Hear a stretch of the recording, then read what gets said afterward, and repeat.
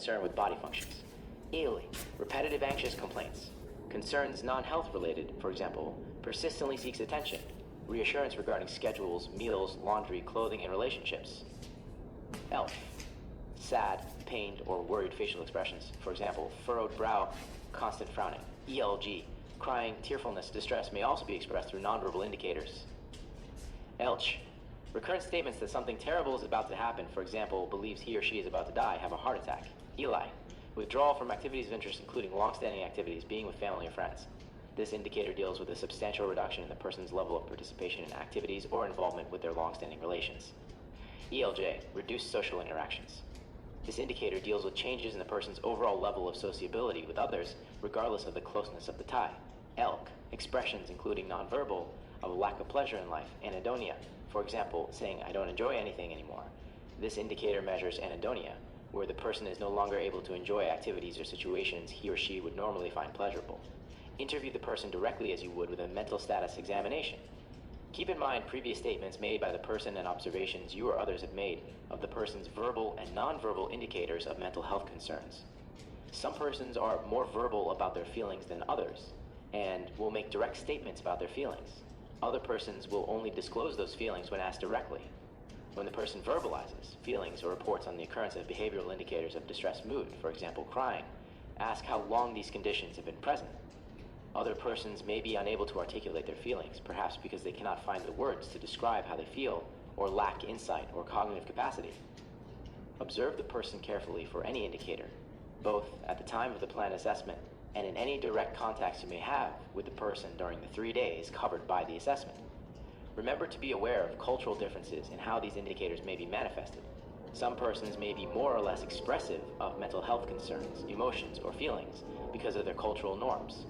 Be cautious not to minimize your interpretation of an indicator based on your expectations about the person's cultural background. On the other hand, it is important to be especially sensitive to these indicators for persons whose culture may make them more stoic in their expressions.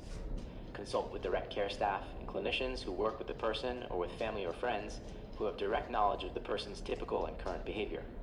Relevant information may also be found in the clinical record, although the level of detail in the record can vary. In situations where there is a discrepancy between what is reported by the person, what you observe, and what is reported by others, use your clinical judgment to determine the best response. Based on your interaction with and observation of the person, score each indicator based on the person's behavior over the last 3 days, regardless of what you believe to be the underlying cause of the indicator.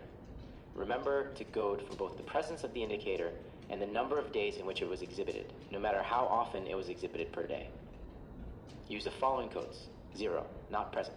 1, present but not exhibited in last 3 days. Use this code only if you know the condition is present and active, even though it was not observed over the last 3 days. 2, exhibited on 1 to 2 of last 3 days.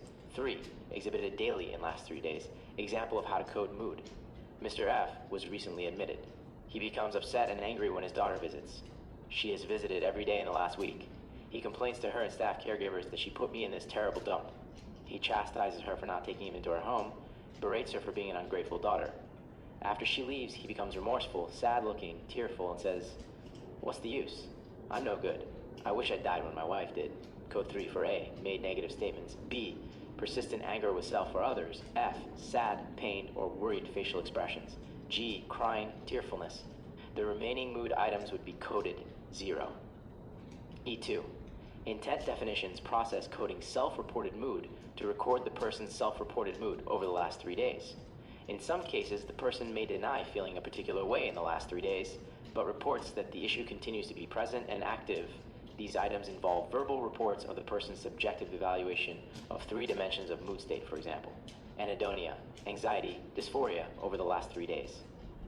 In the last 3 days, how often have you felt E2A, little interest or pleasure in things you normally enjoy? E2B, anxious, restless, or uneasy? E2 degrees Celsius, sad, depressed, or hopeless? Ask the person the previous questions directly once you have completed your own ratings of the person's mood state using the other items in the mood section of the assessment. Only the person's responses should be used to rate each item. Do not code the items based on your own inferences about the person's mood state, and do not record ratings given by family, friends, or other informants. These 3 items should be treated strictly as self-report measures. If the person is unable, due to cognitive impairment, for example, or refuses to respond, do not dwell on these items and do not impute responses for the person. Use code 8 in such a situation. Code each item using the person's response as to how often he or she experienced the feelings referenced in the items over the last 3 days, regardless of what the person believes to be the underlying cause of the indicator. Remember to code for both, the presence of the indicator and the number of days in which it was felt, no matter how often it was felt per day. Persons unable or unwilling to respond should be scored 8 for person could not, would not respond. Use the following codes. 0, not in the last 3 days. 1, not in the last 3 days, but often feels that way. Use this code only if the person indicates the feeling is frequently present and active, but was not experienced in the last 3 days. 2, in 1 to 2 of the last 3 days. 3, daily in the last 3 days. 8, person could not, would not respond.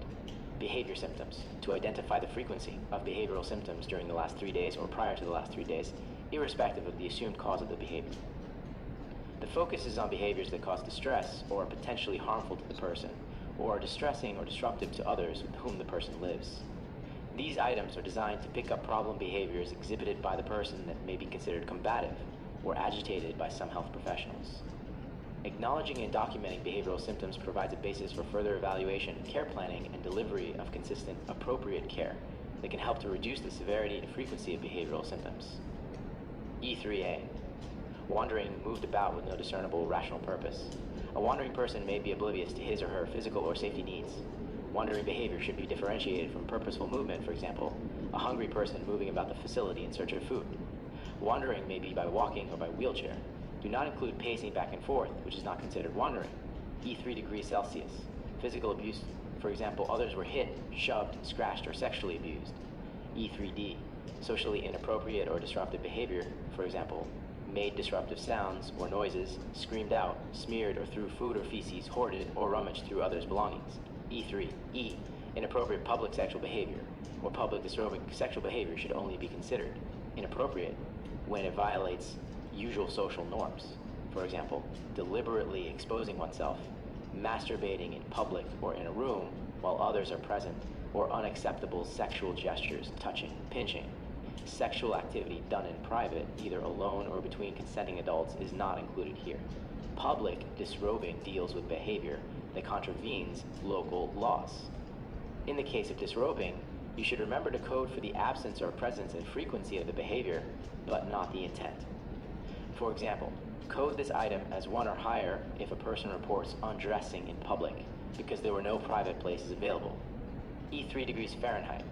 Resistance care, for example, resisted taking medications, injections, pushed caregiver while receiving assistance with ADLs or eating or changing position. This category does not include instances where the person has made an informed choice not to follow a course of care. For example, the person has exercised his right to refuse treatment and reacts negatively as others try to reinstitute treatment. Signs of resistance may be verbal or physical, such as verbally refusing care, pushing the caregiver away, scratching the caregiver, etc. These behaviors are not necessarily positive or negative. The item is intended to provide information about the person's responses to interventions and to prompt further investigation of causes for care planning purposes. Such causes might include fear of pain, fear of falling, poor comprehension, anger, poor relationships, eagerness for greater participation in care decisions, past experience with medication errors and unacceptable care, or desire to modify the care being provided. Ask the family member or caregiver if each specified problem behavior occurred. Take an objective view of the person's behavior symptoms and focus on the person's actions, not intent.